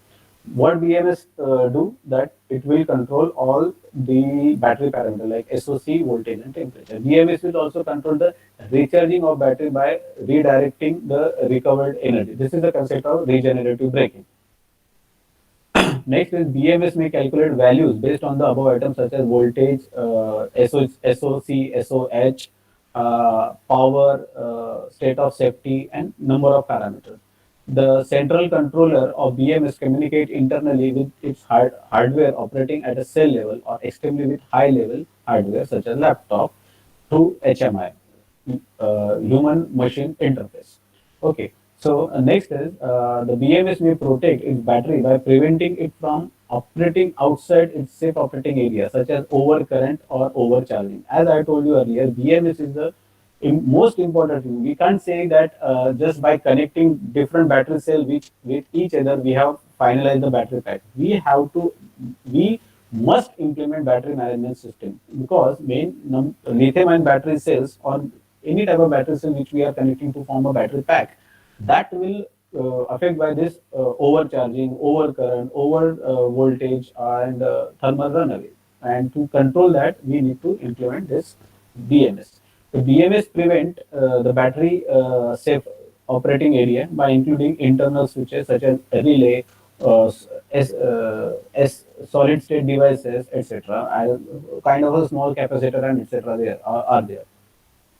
BMS may also feature pre-charge system allowing a safe way to connect the battery to different loads and eliminate the excessive inrush current to load capacitor. Okay. In order to maximize the battery capacity and to prevent the localized undercharging current, BMS may actively ensure that all cells that compose the battery are kept in the same voltage and same other parameter.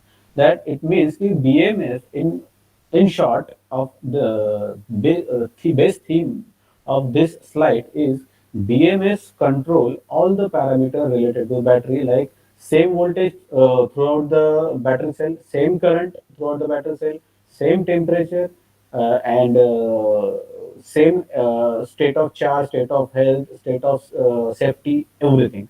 So the BMS is the most important and most majorly issue. Battery thermal management. Thermal management in the sense ki what are the different modes of cooling we can implement in a battery management system. Those modes of cooling can be liquid cooling, air cooling, fin cooling, etc. And for that cooling, what are the different types of metals that we can implement? On that also we can focus here ki copper will be a best suitable solution, but many industry are going towards aluminum also for getting the fins for proper battery cooling as well. What is its main function? To dissipate heat and to increase the battery performance. That heat can be to dissipate the heat, and that heat dissipation capacity of copper is more. That's why copper is actually tremendously used. But compared to the price with copper, aluminum is somewhat cheaper in solution. So we can work on that copper aluminum as well to control the temperature and increase the battery life. Hello sir, माझा आवाज येतो ना? Hello, Kataade sir. Yes, sir. येतो sir. Okay. To control the temperature and increase the battery life as well.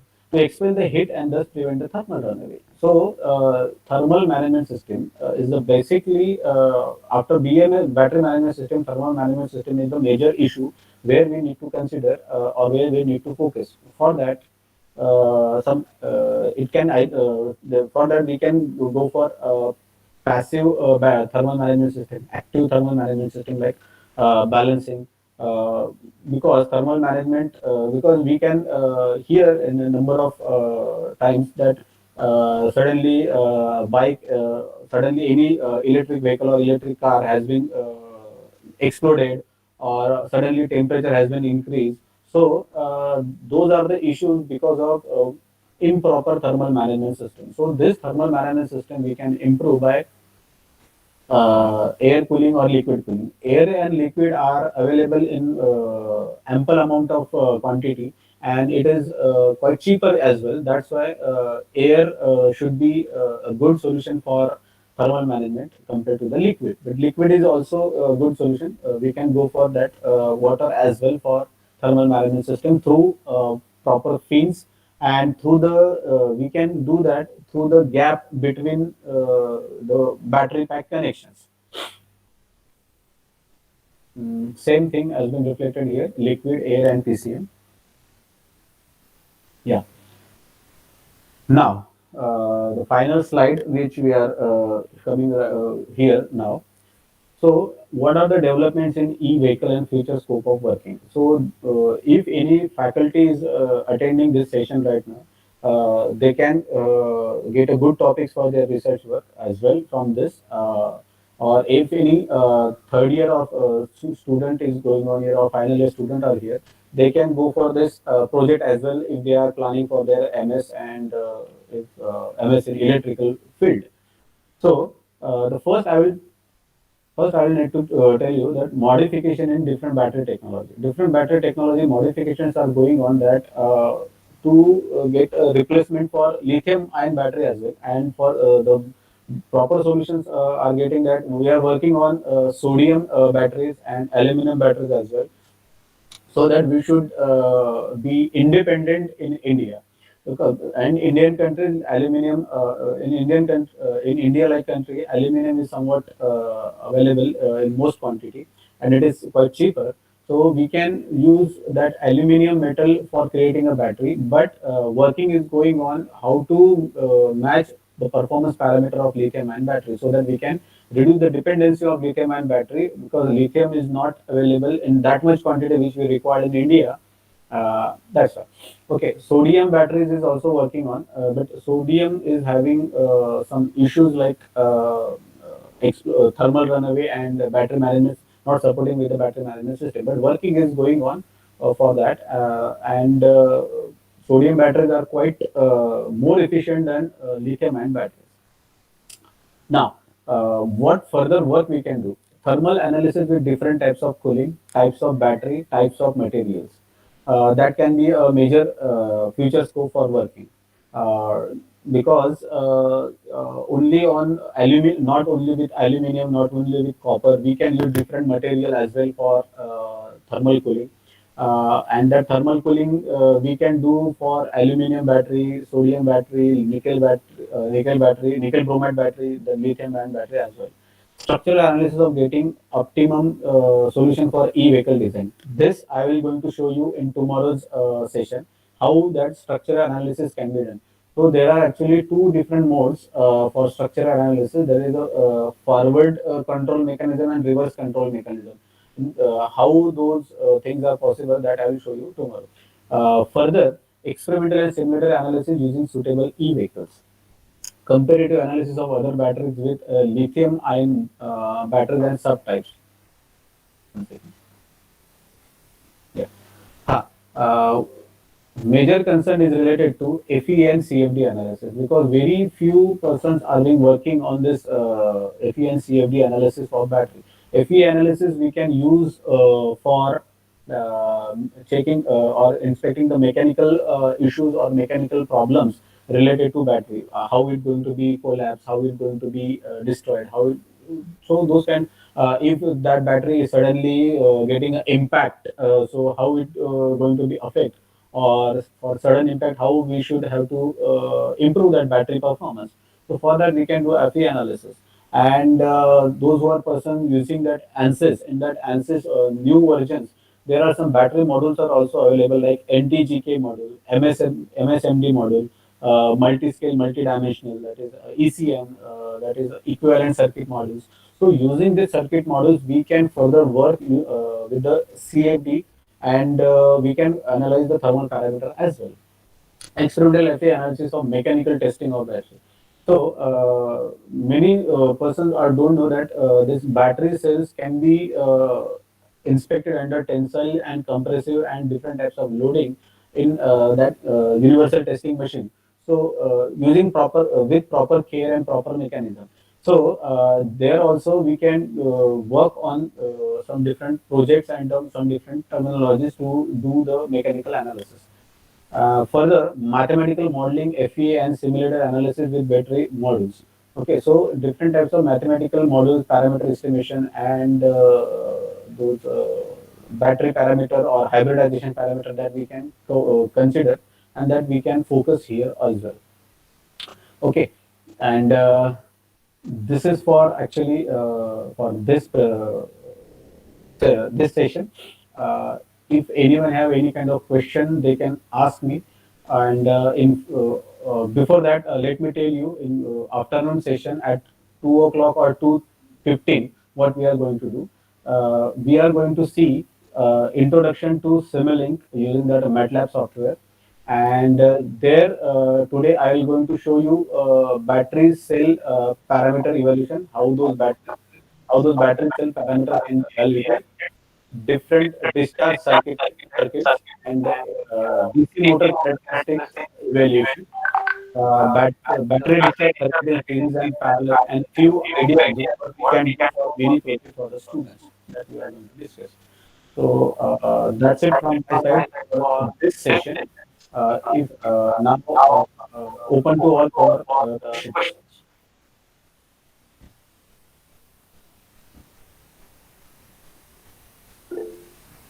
Hello. Yes. If anybody has any question, doubt, or don't want to interact with, you can ask now. So before that, just I would like to do one thing. I would like to, which initially I forgot. I would like to welcome also Dr. Pradeep Avsare. Avsare sir, am I audible to you?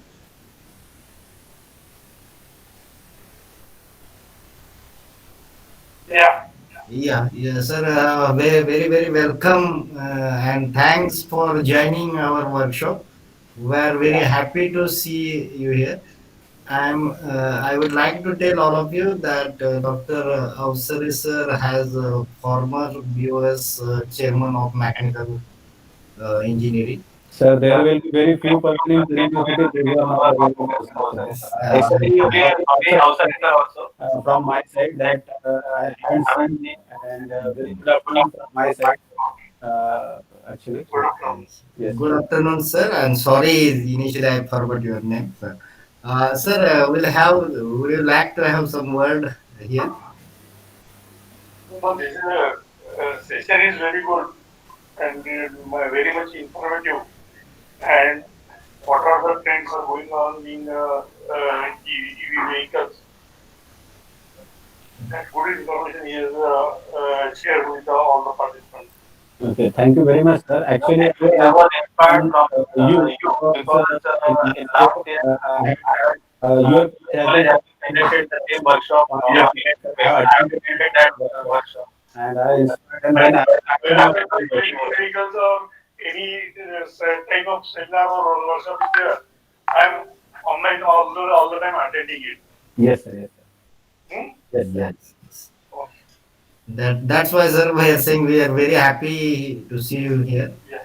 Thank you, sir. Thank you very much. Yes, if anybody has any doubt, you can ask now. Yes. Sir, what's the difference between lithium ion and lithium polymer batteries? Uh, a degradation issue. Lithium ion battery is quite difficult for degradation, and lithium polymer, that's why we are going for lithium polymer, and it is biodegradable that much easy. That's why lithium polymer batteries are being used. Okay, sir. And sir, what's your take on recycling used batteries? Sorry, solution. That's recycling of used batteries and batteries that go in landfill. Yes, yes, and that is a major. That is also, That is a field which yes. It is actually ऐकायला नाही भेटलं it is त्याच्यामध्ये. actually a very major issue for battery degradation, and working is going on how to create those biodegradable batteries so that we either we can use the same battery again after battery cells have been battery what we can say that charging cycle has been over, or the same battery we should have some recycling mechanism. Yes, definitely that point has been lagging by my side, and we have to work on that as well.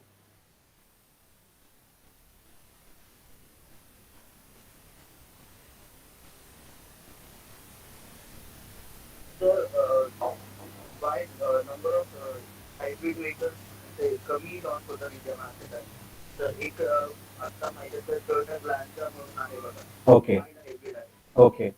तर ते कमी का आहे Actually problem काय आहे? कसं त्यासाठी काही हा हा गव्हर्नमेंटसाठी सर आता गव्हर्नमेंटकडनं आता तुम्ही जर ऐकलं असेल तर नीती आयोग म्हणून सुद्धा एक सुरुवात झालेली आहे आणि ARAI is also working on that. There are many different type of standards they are finalized for hybridization. What is major issue in our Indian country that we don't have that much amount of storages which we require to create those kind of batteries, because whenever we are going for hybridization, actually as I told you earlier also, Tata sir has also said that we can't completely go for a battery based vehicle, because in India, as I told you, in Karnataka, only very rare amount of lithium has been we restored, and actually working is going on there. And the major issue it is Indian transportation condition and Indian road condition, because whenever we are going for battery based vehicle, we there is on battery base there is a less power density, more energy density, and when those kind of road conditions and according to that obstacles, we need more power density. If we can improve that road condition, definitely we can go for hybridization. And going for hybridization, initially we'll have to start with hybridization of petrol plus battery. Then we can go for battery plus either capacitor or battery plus some other energy source as well. And proper infrastructure is also not available, sir, actually. And what is happening ki many persons are not actively working on this kind of things. If you will say, and there are number of myths also that it will create problems, or it will be costlier like that. So for that, yeah, as I told you earlier, also there is one scheme has also been started from Indian government, that Bidesh Khanij Yojana. In under that, we have tie-up with South America, Australia, and some sort of Japan. So we are importing those lithium from those countries, and according to the friendship or with tie-up, we are going to create those batteries over here.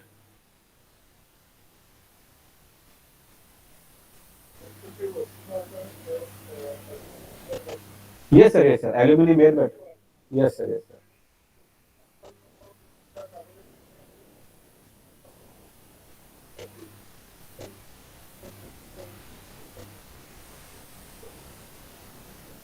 Yes, sir. Definitely, and we can reduce the dependency on lithium as well. I have heard that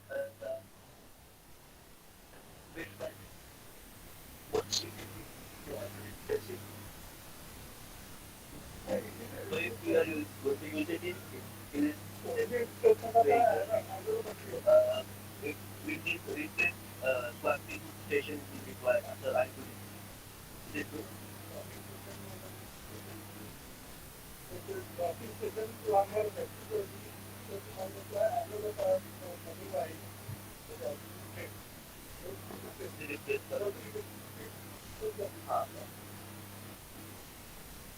Okay.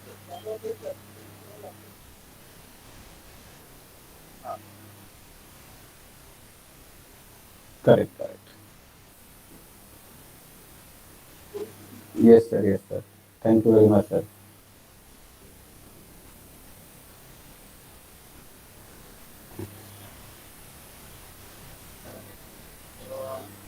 in fact, link is shared in the chat.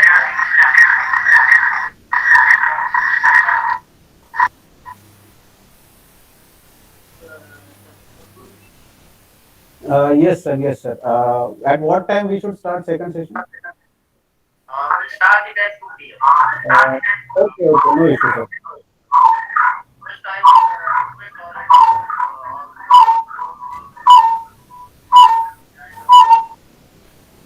all Those who have joined in both links, now I will request try to join the link one, all of you. If anybody faces the problem, we'll start the second link, another link. That will be good, sir. That will be better.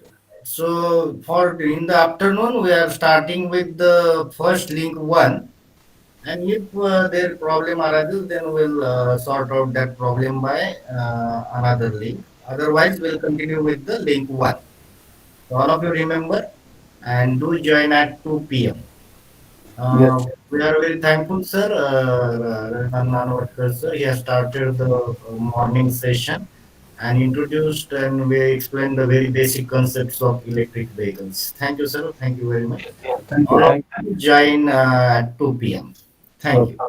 Thank you, sir.